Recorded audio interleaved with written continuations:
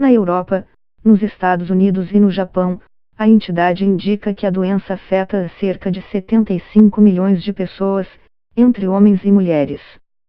No Brasil, segundo a Associação Brasileira de Avaliação Óssea e Osteometabolismo, Abraço, são cerca de 10 milhões. Apesar de ser uma enfermidade bastante conhecida, ela é pouco diagnosticada e tratada tardiamente, na maioria dos casos apenas quando o paciente já sofreu alguma fratura, sua principal complicação.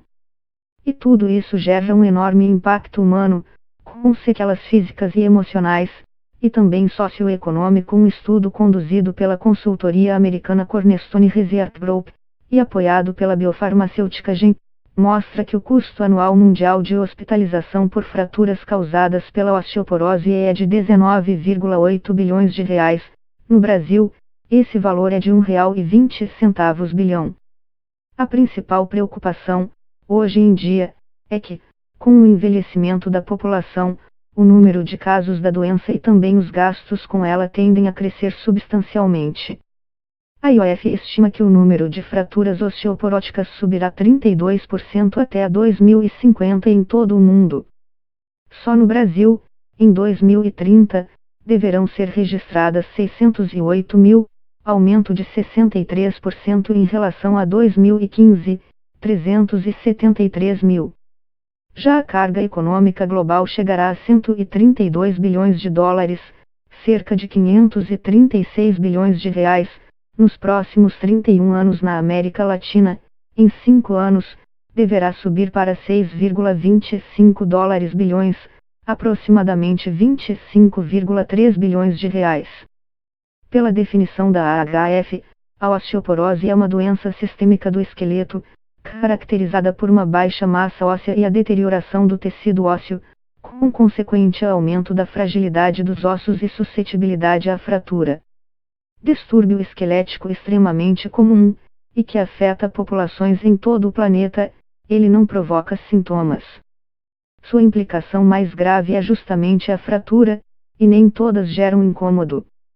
Isso pode acontecer com traumas mínimos e até sem traumas, em situações normais do dia a dia, como tossir e espirrar, pelo fato de o osso estar menos resistente, diz Ben Albergaria, professor de Epidemiologia Clínica da Universidade Federal do Espírito Santo, UFES, e vice-presidente da Comissão Nacional de Osteoporose da Federação Brasileira das Associações de Ginecologia e Obstetrícia, FEBRASGO.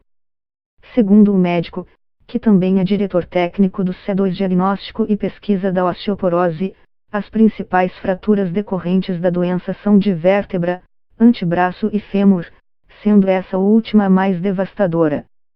De cada 4 pacientes que quebram o fêmur, um morre no primeiro ano após a ocorrência, por conta de suas possíveis complicações, como infecção, embolia e trombose.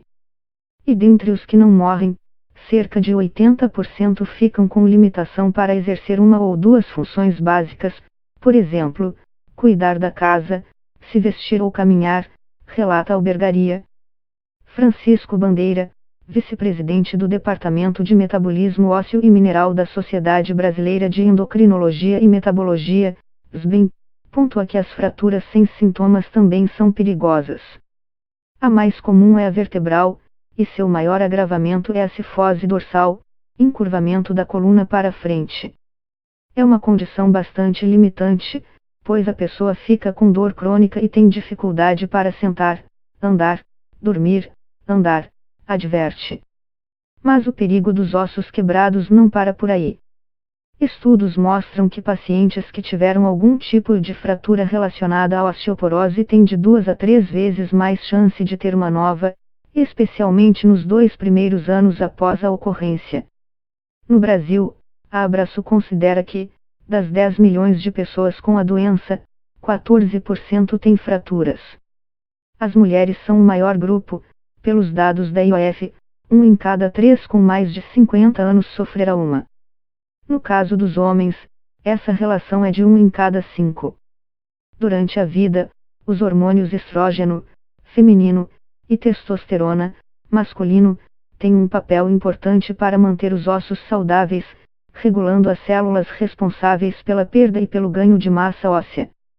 Porém, após os 50 anos, o corpo passa a produzi-los em menor quantidade, o que contribui significativamente para o aparecimento da osteoporose.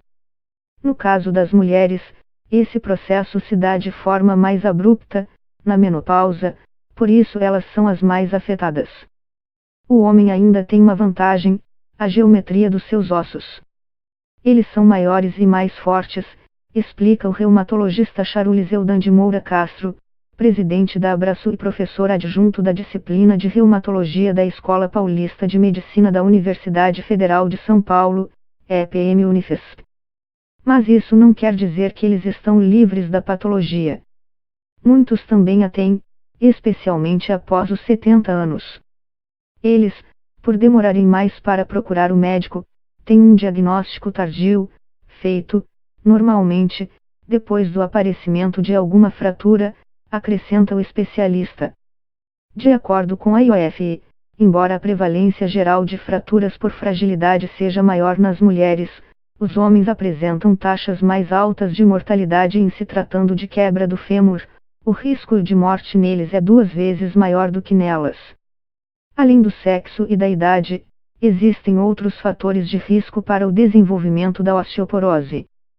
Um dos mais evidentes é a deficiência de cálcio, provocada por dieta pobre no mineral ou por alguma síndrome de má absorção, doença celíaca e inflamação intestinal, por exemplo. Histórico familiar: baixo peso, mulheres pequenas e com menos de 54 quilos, uso prolongado de medicamentos à base de corticoide, sedentarismo, tabagismo, consumo excessivo de bebidas alcoólicas, acima de 3 doses diárias, e baixa exposição à luz solar também são possíveis causas. Ainda entram na lista: possuir enfermidades como artrite reumatoide, diabetes, AIDS e alguns tipos de câncer, ter deficiência ou o excesso de certos hormônios e ter feito cirurgia bariátrica. Em muitos casos, a osteoporose só é diagnosticada após a ocorrência da fratura, mas o ideal, claro, é que isso seja feito antes. Portanto, a indicação é procurar o médico regularmente, e são várias as especialidades aptas a tratar doença, como ginecologia, endocrinologia, ortopedia, reumatologia, fisiatria, geriatria e gerontologia. Uma das ferramentas utilizadas pelos profissionais de saúde para identificá-la é a FRAX, Fracture Risk Assessment Tool. Validada pela Organização Mundial da Saúde, OMS, é uma espécie de calculadora, online e gratuita e está disponível no site da Abraço, que avalia o grau de risco para fraturas maiores ou de quadril nos próximos 10 anos. Os dados utilizados nela incluem idade, sexo, peso, altura, fatores de risco e a densidade mineral óssea, DMO, se disponível. Com base no valor obtido, e também no histórico do paciente, pode ser necessária a realização de exames. O principal deles é a densitometria óssea, que permite fazer a medida da massa óssea e quantificar a sua redução. Geralmente, ele é indicado para mulheres acima de 65 anos e homens a partir dos 70 anos.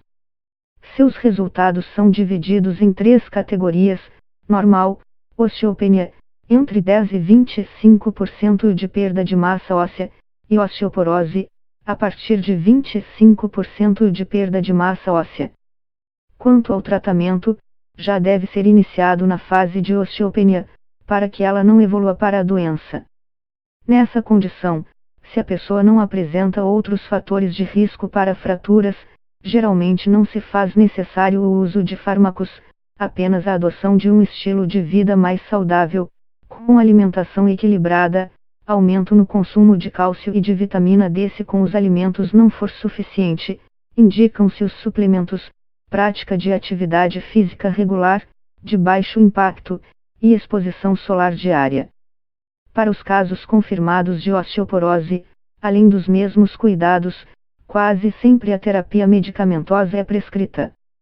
Apesar de a enfermidade não ter cura, temos disponível um grupo de remédios que atuam de forma segura e efetiva para reduzir a chance de fratura, afirma o presidente da Abraço. O grande desafio do tratamento é a questão da percepção do risco.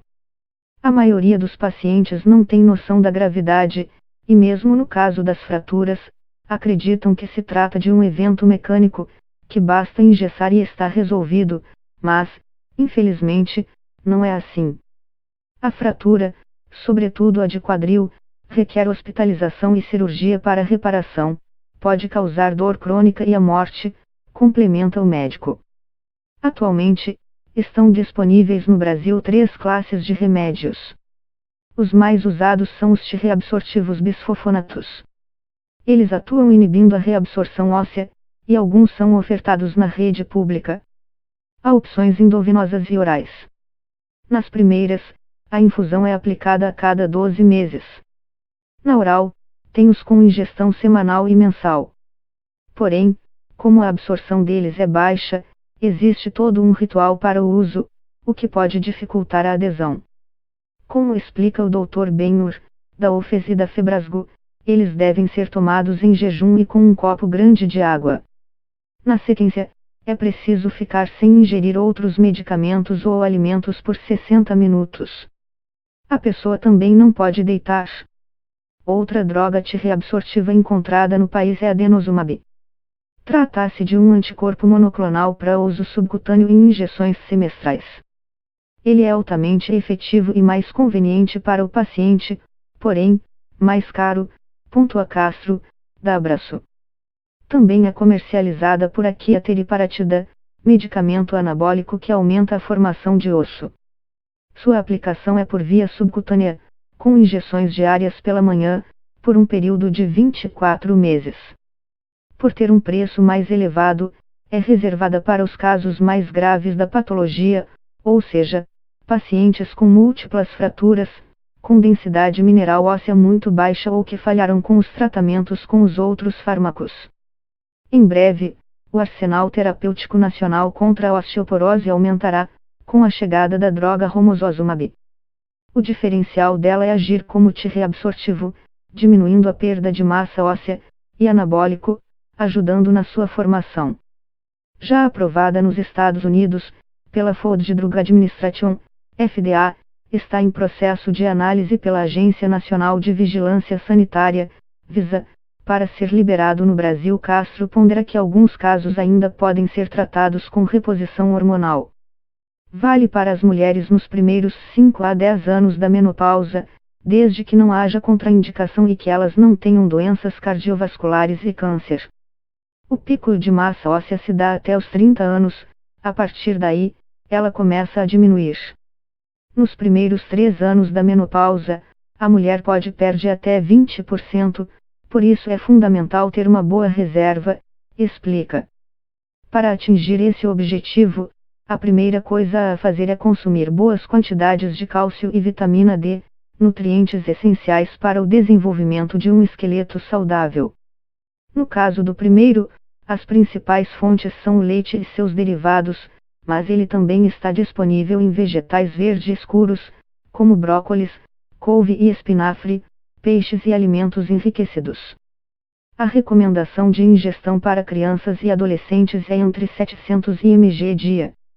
Para os adultos, vai de mg dia. Para quem tem problemas como produtos lácteos ou outro tipo de restrição alimentar, existem os suplementos. A vitamina D, por sua vez, é encontrada em poucos alimentos em sua forma natural, peixes gordurosos, como arenque, salmão e sardinha, óleo de fígado de peixe, castanhas e gema de ovo. O melhor jeito de absorvê-la é tomando sol entre 15 e 30 minutos todos os dias. É preciso expor as pernas e os braços. Vale destacar que até a fase adulta, essa vitamina é sintetizada na pele pela ação dos raios ultravioletas, porém, com o envelhecimento, o corpo perde essa capacidade. Junto a esses cuidados, é primordial praticar atividade física regularmente, musculação, alternada com exercícios aeróbicos, para fortalecer os músculos e o tecido ósseo e desenvolver o reflexo e o equilíbrio.